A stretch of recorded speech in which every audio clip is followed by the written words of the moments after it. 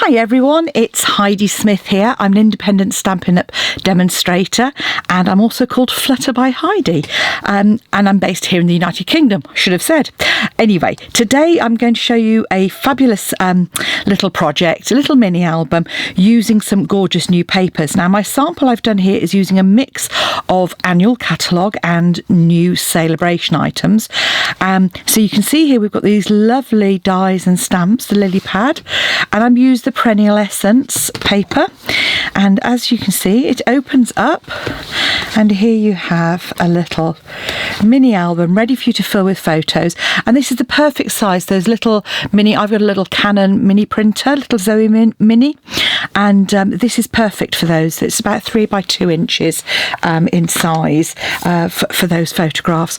But you could obviously put photographs, you could put little notes in here, sentiments, whatever you like. And so that's our project, and I'm making a little case to go with it as well. And the reason for that is obviously it's made out of paper, so it is probably slightly less robust than one made out of card, but you don't want it getting tatty in your handbag, so pop it in a little case and there you go.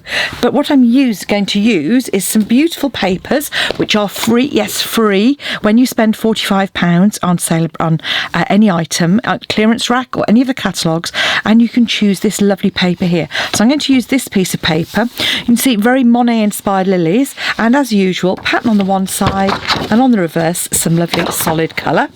And these are the other patterns, so this lovely green with Grapefruit Grove, beautiful with Melon Mambo and lovely flirty flamingo on the back. This paper here, again, this one's got the beautiful peacock. This one has, well, that's the same as the one on the front. Yes, I forgot to show you that one already. And this one is a lovely green. I can't remember which green it is. I think it's got it might be garden green. Yep. And then the final one with lovely lipstick on the back as well. So absolutely beautiful papers, and you know the quality. You know, this is not substandard, this is the same gorgeous quality of the usual Stampin' Up items. And so I'm going to use this one with the Blackberry Bliss, but I'm going to accent it with this beautiful lovely lipstick. And the stamp set I'm using is this one here, so it's a lovely lily pad, and you'll see the gorgeous images. And as you can with lots of photopolymer stamps, what you can do is attach it to the opposite way to usual, and you get a solid stamp, so you can then use that to solid stamp the image as well. So I'm not using that particular one, but also you can, so this is again free with a £45 spend. The dies are free with a £90 spend, but look at those dies and they're beautiful. I love this one here. I think that actually would go beautifully with the the peacock, royal peacock suite that we've got as well. It's like a peacock's eye. So that's what we're going to be using. So without further ado, let's crack on. So put my project to one side. This is the paper we're going to use. So the first thing you need to do is trim your paper, and if you've got a direction on it, then you're going to trim it at 10 inches like so. I'll put all the dimensions, I'm working in inches today, I'll put all the dimensions on my blog, and I'll try and work out centimetres too for you. So you want it 11.5 by 10 inches. So if you've got a non-directional pattern, that is ideal, but if you've got one with a bit of direction on, honestly it doesn't matter too much, because by the time you've put patterns and pieces of paper on it, decoration, you really won't notice. So on the long edge then, we are going to score at 3 5/8, at 3 7/8, at 7.5, and 7 7/8. So that's going to give us one channel slightly wider than the others. Then on the short edge, you're going to score at 2 3/8,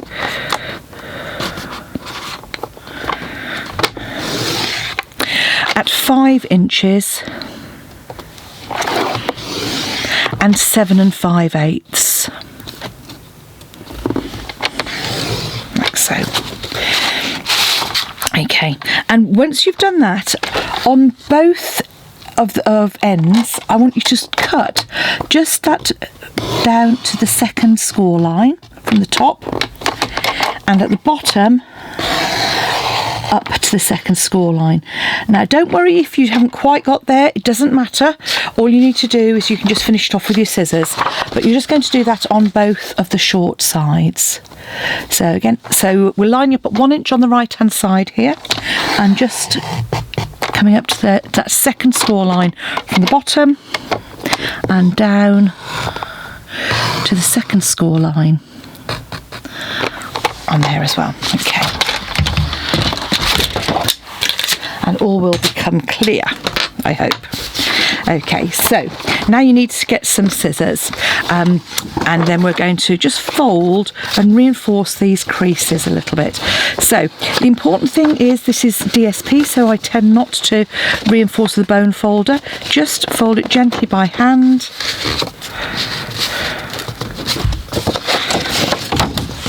And the first thing I'm going to do is just cut away those little tabs because they're going to get in our way. But you're actually going to cut all the way up that score line. Okay.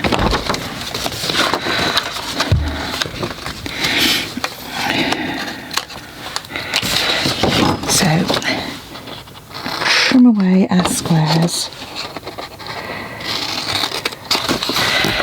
Okay, so cut those out at 4 outer squares away to start off with. And then what we're actually going to do is, if I show you on this one,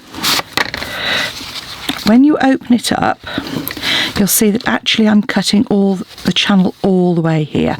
So we're going to cut up 2 squares in effect on this channel. So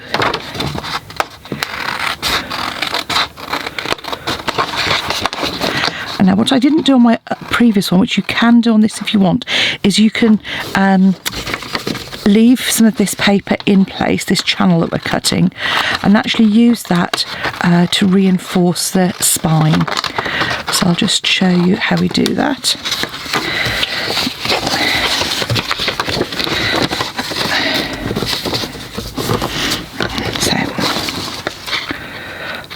So I'm cutting all the way up here, so up 2. And then I'm just going to cut across the first one, and you can then create a little reinforcement if you want on that there. Do the same at the top, so just cut down either side of the channel to the score line.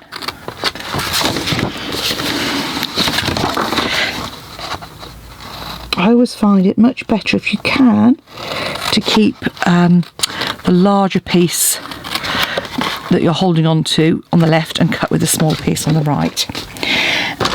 So all I'm going to do now is just run a small piece of tape up here,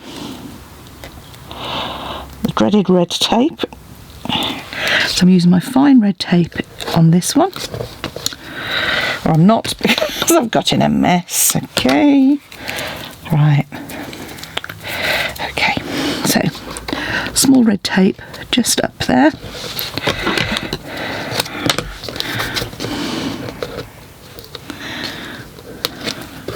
Just fold that bit down.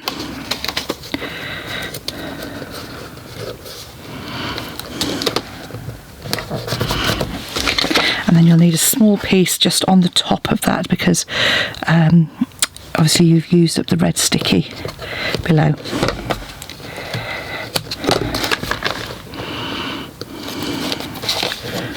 Like so. And then all you need to do is just fold your flaps down and trim away. Okay, and that just reinforces that spine for you. And you can do exactly the same on this one here. So we'll reinforce that. And then we can start our trimming. So these pieces here where we cut the inch off, those are actually going to create some pockets for us. And again, with the pockets, your choice entirely whether you want to use a fine glue or whether you want to use some tape. I actually find that this is quick grab glue. I find the glue better because once it's dry, it is really dry. That makes sense. It hasn't got any stickiness left to it, so when you're popping a little pocket in and out, or a little tab in and out of a pocket, I find that works better because you don't get things sticking to it. So all I'm doing is just running. That's why it's really good to use this wet glue for mini albums. So say this one is one that dries clear. In fact, I might as well use some wet glue there.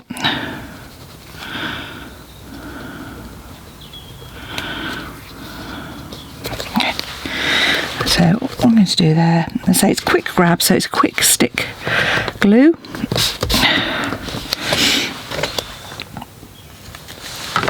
Okay, so you see here our album is starting to take shape.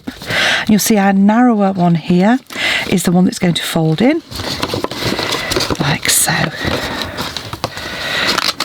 Okay. So all you need to do is just reinforce those creases with your fingers as we go along. Okay. Now, while we're waiting for that glue, just pop a corner rounder on these two flaps here. And then this starts to take some sort of body to it when you start adding your panels. So what I've actually done is I've pre-cut some panels here. I thought it would be rather nice to have something really bright and fun to go in here. So I've popped a couple of Melon Mambo panels, and these are all the same size as my main one. So these ones here are 2 1/4 by 3 1/4 inches, and then the panels to go on the front are 2 1/8 by 3 1/8. So you see it just gets a very narrow little border along there, and that will fit in beautifully there. And they're the same size that are going to fit into our little pockets just on the side there as well. So what you do is you add your photograph or your stamping to it, and that then pops in there like so. These panels here, I'm just using some temporary adhesive. Those will just fit into the middle there. And you see that with that bright pink, the colour really pops. And you've got some lovely fun colours, and obviously perfect for holidays. If you've got make a little memory book. And then the panel for the top here, you can keep that the same size or cut it very slightly smaller. And I've actually taken that one down to 2 1/8 by 3 1/4. So and the reason for that is, I'm going to do it now. It just makes it sit slightly better in the top there. Here we go. And once you've taken those corners off, you can add that in there on the top. And again, you can do exactly the same on the bottom. In fact, and then we can do some stamping. So the lovely thing about these stamps is that not only they can you reverse them, but obviously being photopolymer, they're really easy to work with. So once you've created your little panel, put that one aside, all I did then was I'm going to use some lovely lipstick, excuse me, reaching across, right, and just pop this lovely floral image in the bottom corner here, like so. I'm going to use my sentiment stamp, and this is coming from another Celebration set, which I will show you in a moment.